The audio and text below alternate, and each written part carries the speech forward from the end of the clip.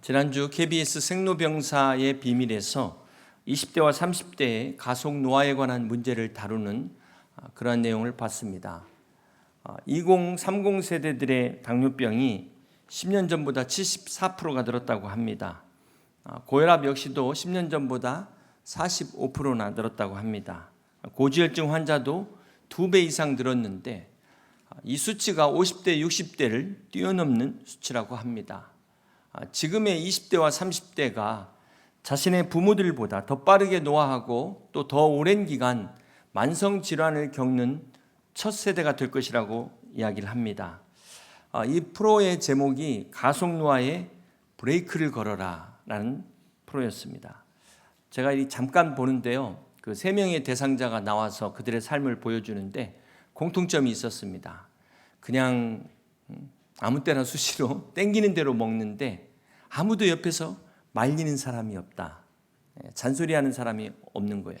부부가 저녁에 같이 막 야식을 먹는데 그 부부 둘 다 문제가 있습니다. 여러분 혹 옆에서 잔소리하는 사람 때문에 귀찮은 적 있으십니까? 오늘부로 감사하시길 바랍니다. 브레이크가 없으면 결국 우리는 병들고 죽을 수밖에 없습니다. 원래 인간만 그런 것이 아니라 동물도 하나님의 창조의 섭리대로 사는 것이 건강과 장수의 비결입니다. 원래 소는 뭐를 먹어야 되죠?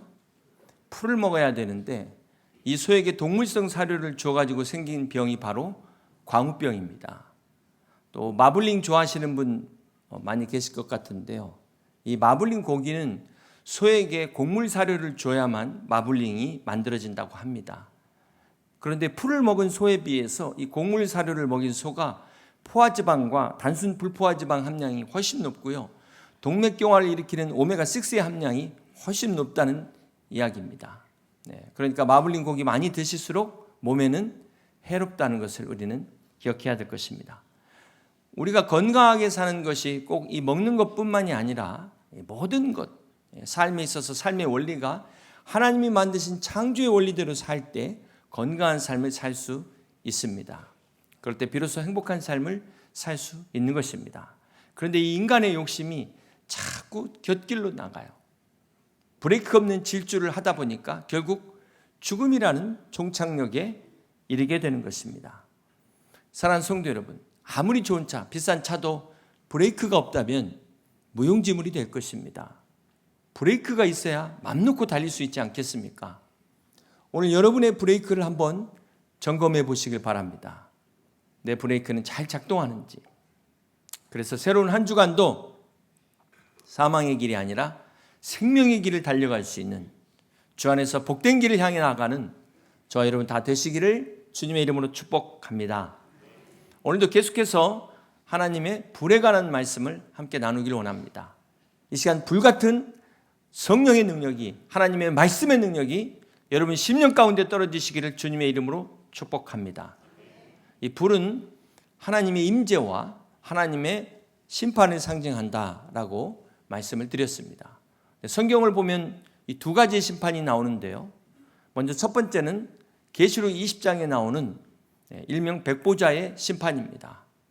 그런데 이 심판은 예수 그리스도를 믿는 성도들에게는 이 심판이 면제됐습니다. 그 이유가 바로 오늘 우리가 받을 심판을 예수님이 대신해서 받으셨기 때문입니다. 우리 예수님이 저 십자가에서 우리의 죄를 대속해 주셨기 때문에 우리가 이 심판을 면하게 되었다는 것입니다. 오늘 예수 그리스도를 믿는 모든 성도들은 이 죄 사함을 받고 우리의 이름이 생명책에 기록되었음을 믿으시길 바랍니다. 그러므로 그리스도 예수 안에 있는 자에게는 결코 정죄함이 없다고 말씀하신 것처럼 더 이상의 정죄와 심판을 받을 이유가 없는 것입니다. 할렐루야. 그렇다면 두 번째 어떤 심판이 있을까요? 바로 상급의 심판입니다. 이 심판은 모든 믿는 성도들이 받는 심판으로 어느 누구도 예외 없이 이 심판 앞에 서게 될 것입니다. 계시록 20장 12절을 보시면 또 내가 보니 죽은 자들이 큰 자나 작은 자나 그 보좌 앞에 서 있는데 책들이 펴있고 또 다른 책이 펴졌으니 곧 생명책이라.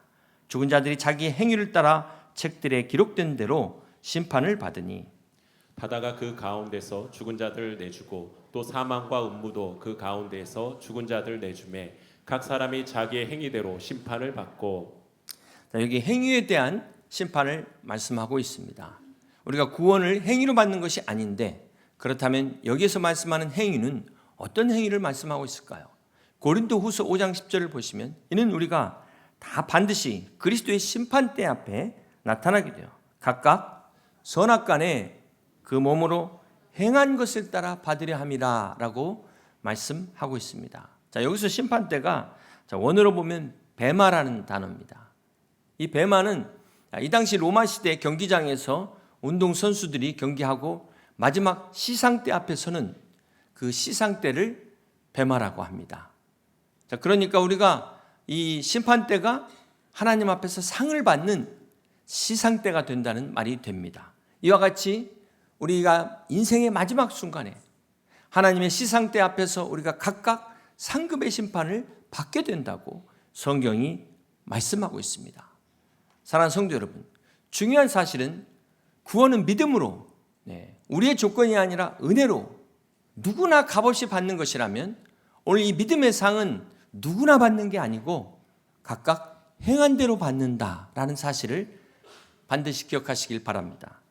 그래서 디모데후서 4장 8절에 사도 바울이 이제 후로는 나를 위하여 의의 면류관이 예비되었으므로 주 곧 의로우신 재판장이 그날에 내게 주실 것이며 내게만 아니라 주의 나타나심을 사모하는 모든 자에게 도니라 라고 말씀하고 있습니다. 이 오늘 하나님이 예비하신 면류관은 사도 바울뿐만 아니라 오늘 믿는 우리에게도 하나님의 면류관이 예비되어 있음을 믿으시기를 바랍니다.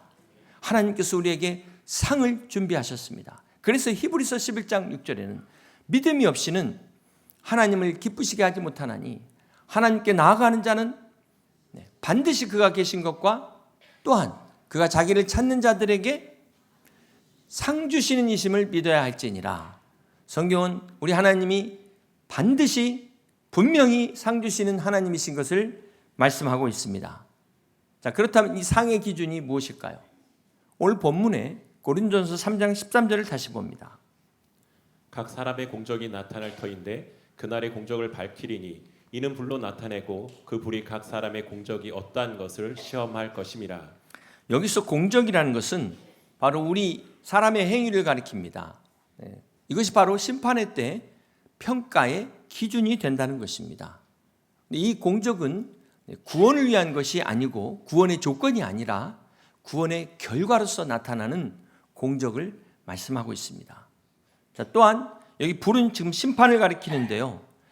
마치 이제 집을 짓고 나면은 준공검사를 받아야 되는 것처럼 우리 인생에 대한 준공검사, 마지막 시험, 즉 심판을 말씀하고 있는 것입니다.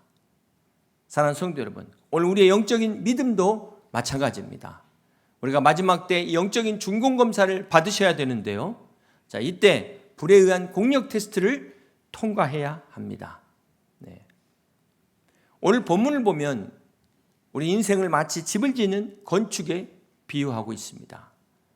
그런 면에서 볼 때 우리 모든 사람은 다 인생의 건축가입니다. 내 자신의 집을 짓는 건축자라는 것입니다.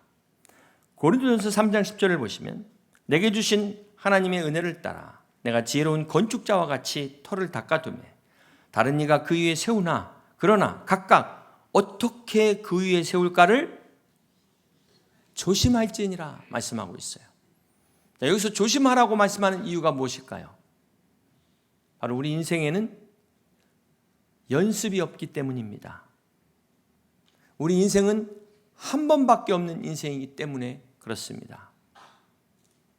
그래서 우리가 후회하지 않으려면 오늘 말씀을 귀 기울여 들으셔야 합니다.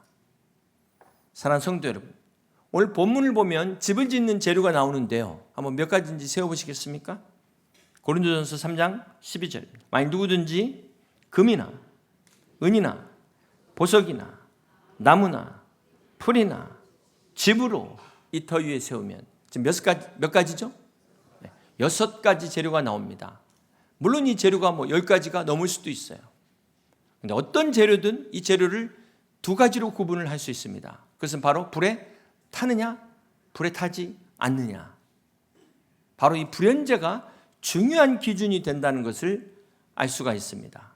자, 여기서 나무와 풀과 짚과 같은 이 재료의 공통점은 불에 쉽게 탄다는 거죠. 자, 이런 재료일수록 집 짓는 게 쉽습니다. 그냥 몇 시간 뚝딱 하다 보면 금방 지을 수가 있어요. 그런데 금이나 은이나 보석으로 지은 집은 불에 타기가 쉽지 않습니다. 그만큼 집을 짓는 과정도 까다롭고 복잡하고 시간이 많이 걸린다는 것입니다. 오늘 여러분은 어떤 집을 짓고 계십니까? 사랑하는 성도 여러분, 우리가 마지막에 다 중공검사를 받아야 된다는 사실을 기억하시길 바랍니다. 잊지 마시기를 바랍니다. 그때 가서 당황하지 마시길 바랍니다. 고린도전서 3장 15절에 누구든지 그 공적이 불타면 해를 받으리니 그러나 자신은 구원을 받되 어디서? 불 가운데서 받은 것 같으리라. 자, 여기 불 가운데서 받은 구원을 말씀하고 있습니다. 아니, 구원인데 불 가운데서 받는 구원, 그것은 어떤 구원을 말씀하고 있을까요? 여러분, 간혹 이 목욕탕 가셨을 때 제일 먼저 해야 될 일이 비상구를 확인하는 겁니다. 만약에 목욕탕에서 불이 났을 때, 물론 이제 그런 일이 없어야 되겠죠. 그러나 만에 하나 불이 났을 때 어떻게 해야 될까요? 먼저 비상구를 향해서 신속히 나가셔야 됩니다. 자, 근데 이때 중요한 게 어디를 가려야 될 것인가? 사람이 급하다 보면은 정신이 없어가지고 생각이 안 납니다. 그래서 이렇게 평상시에 미리 대비를 하셔야 돼요. 그래서 목욕탕에서 나올 때는 얼굴을 가리셔야 됩니다. 본능적으로 나오면 얼굴을 안 가리게 돼 있어요. 이게 바로 불 가운데 얻은 구원이다.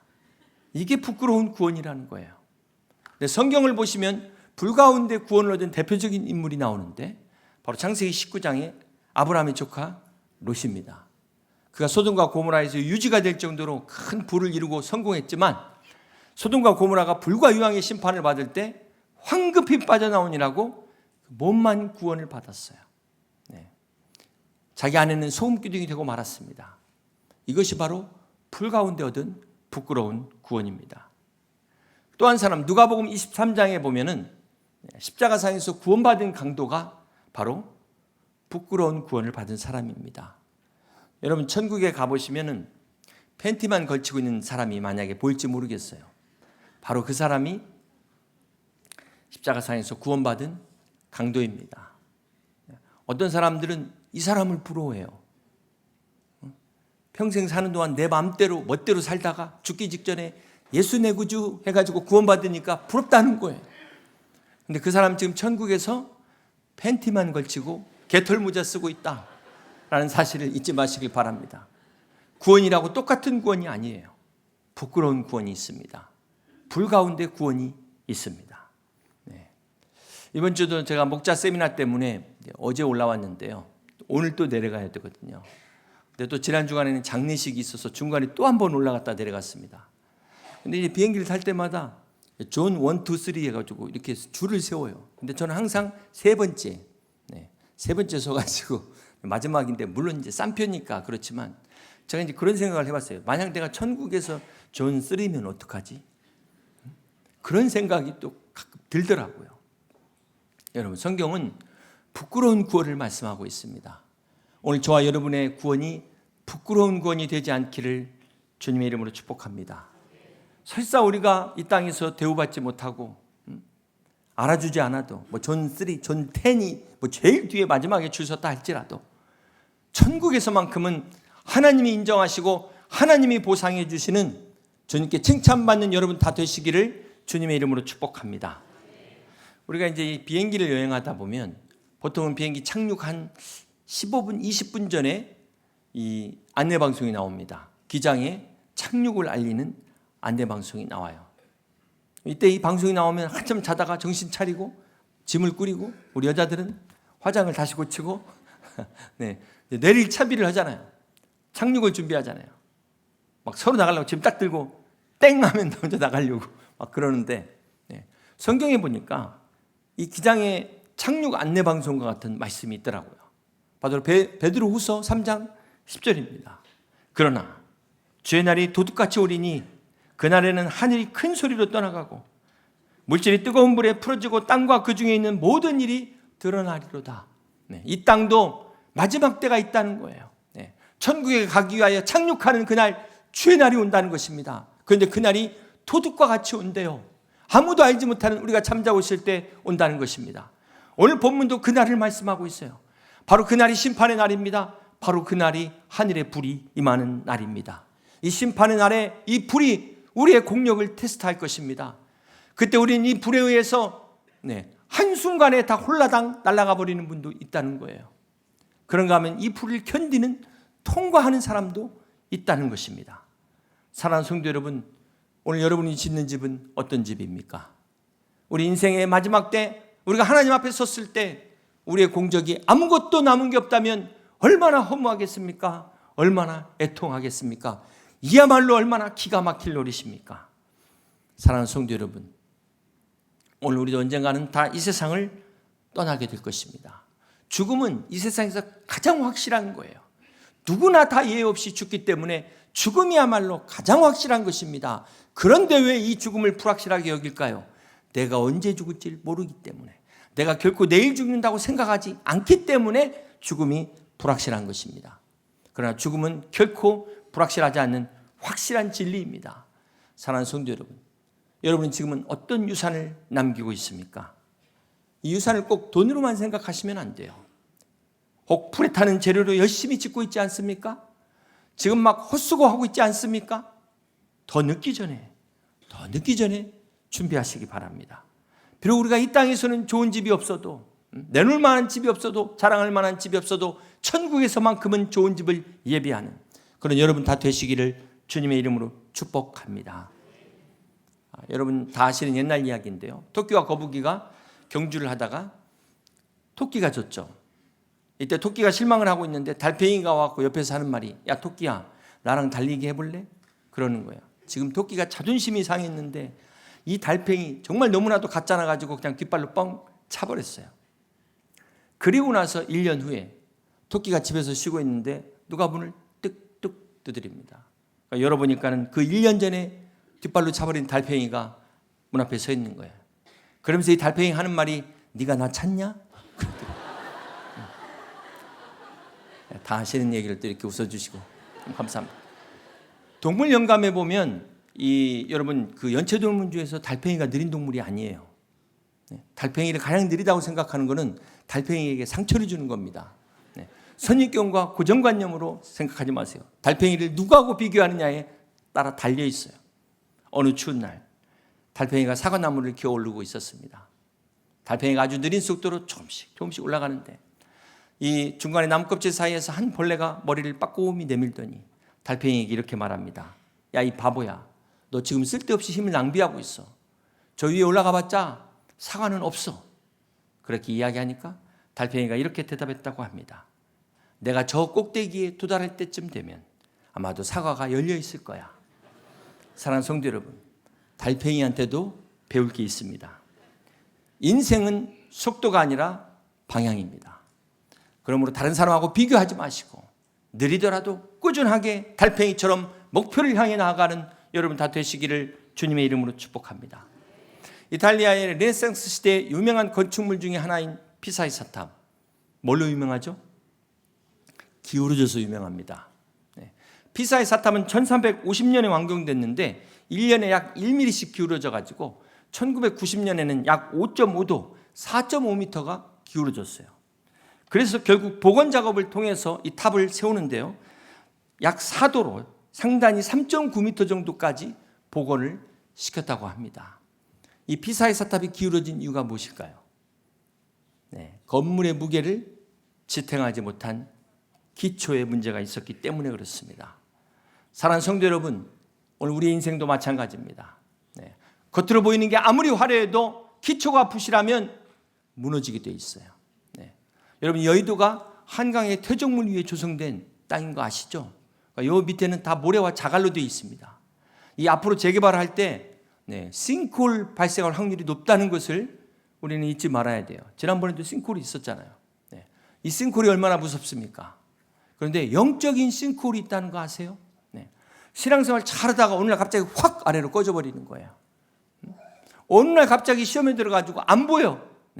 싱크홀에 빠진 겁니다. 여러분, 이 눈에 보이지 않는 이 영적인 싱크홀이 왜 무섭습니까? 멀쩡하게 길이 있는데 갑자기 그 길이 주저앉아버리지 않습니까? 그래서 이 싱크홀이 위험한 거예요. 조심해야 되는 것입니다.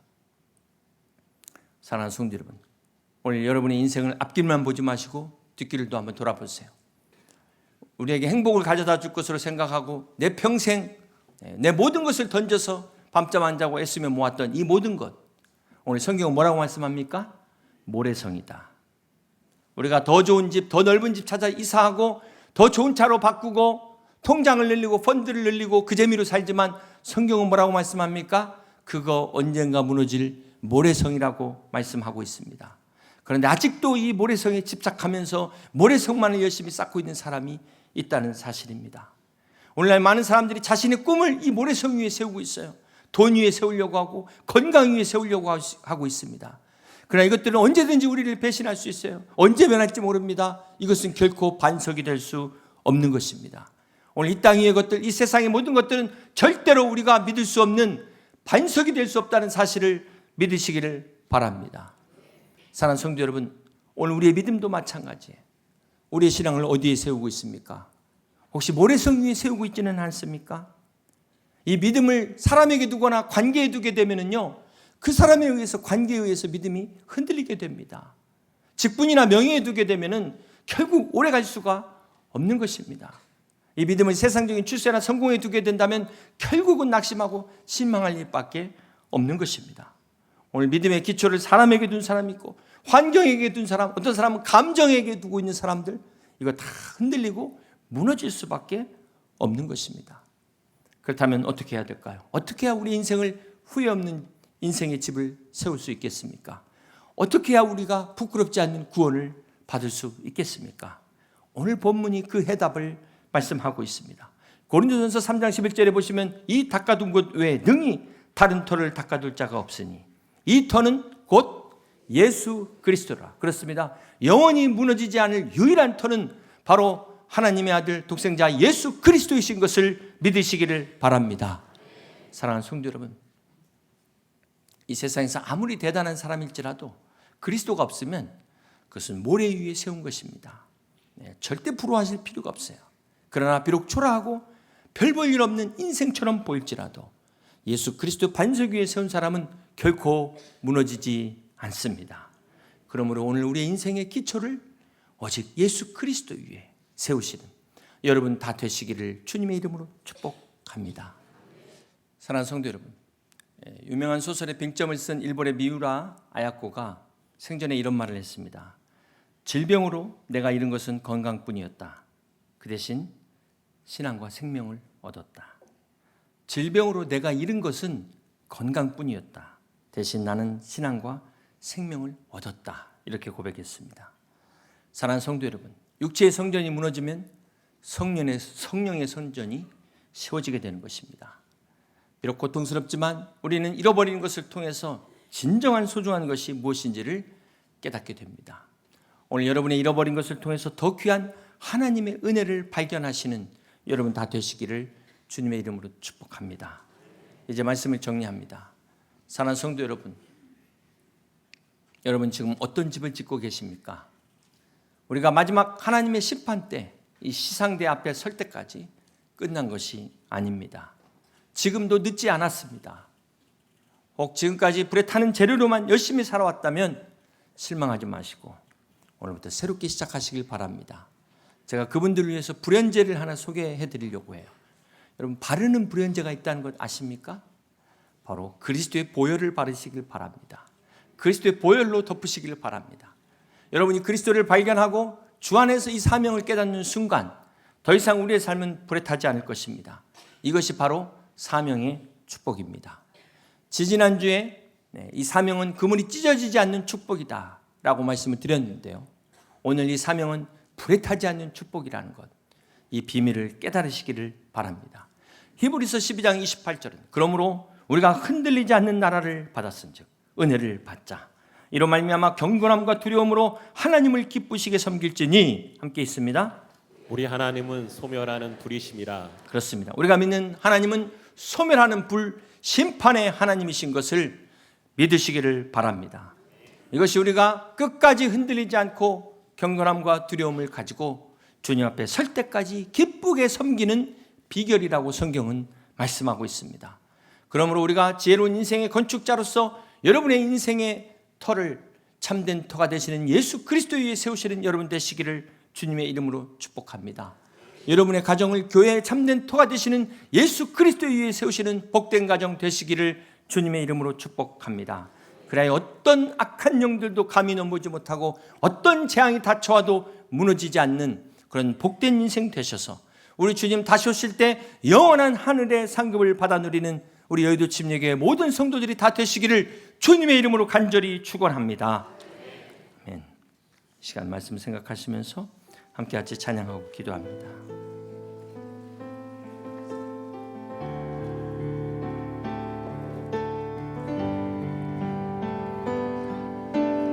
감사해.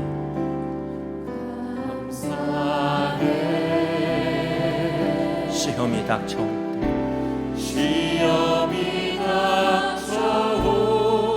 때에 주께서 인도하시니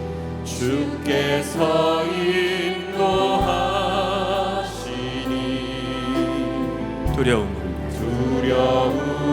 없네. 또 감사해.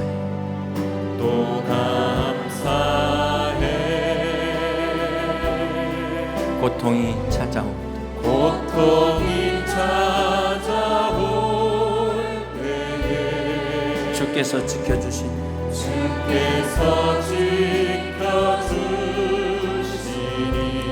승리하리라.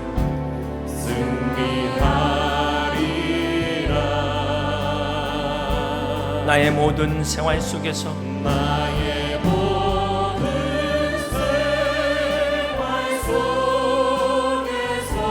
주님이 함께 하시니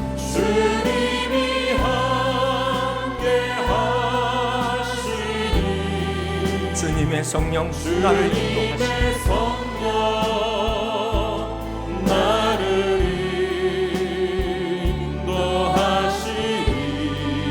시험이 나를 찾아올 때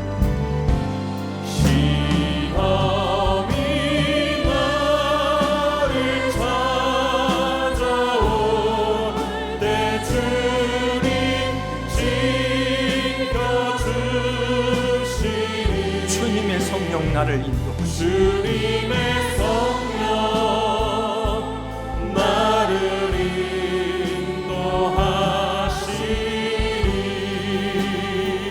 그렇습니다. 이 시간도 주님의 성령님께서 우리를 인도하실 것을 믿습니다.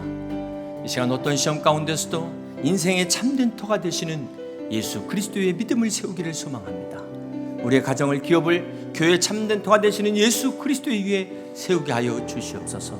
예수 그리스도의 그 기초 위에 영원한 우리의 인생의 집을 짓는, 그리하여 마지막 때 주님의 시상대 앞에 잘하였도다 착하고 충성된 종아, 주님이 예비하신 면류관과 상급을 받는 우리 여의도 침례교회 성도들이 될 수 있도록 우리 함께 같이 기도하겠습니다.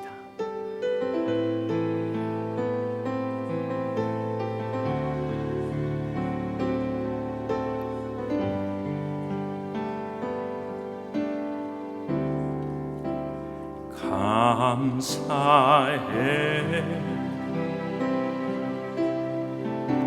시험이 닥쳐올 때에 주께서 인도하시니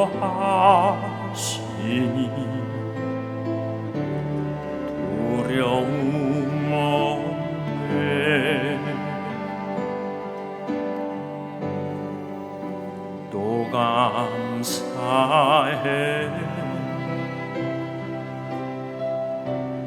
고통이 찾아올 때에 주께서 지켜주시니 승리하리라.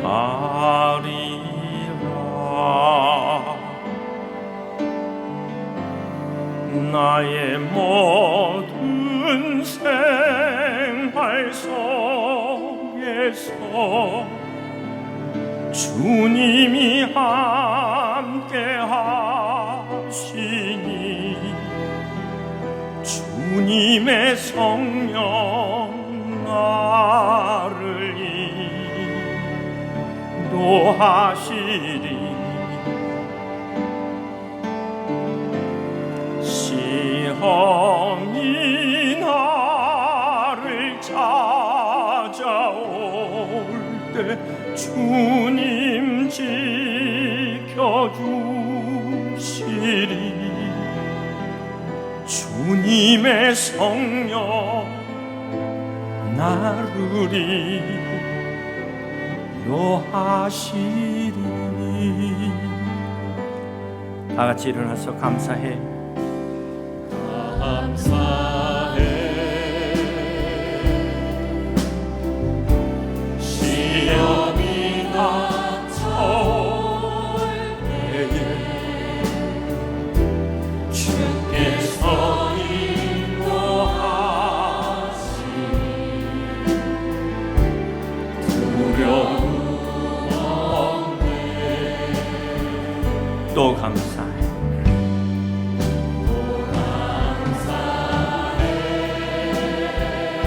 고통이 찾아올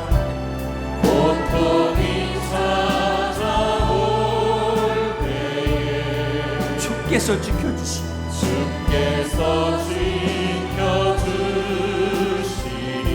승리하리라.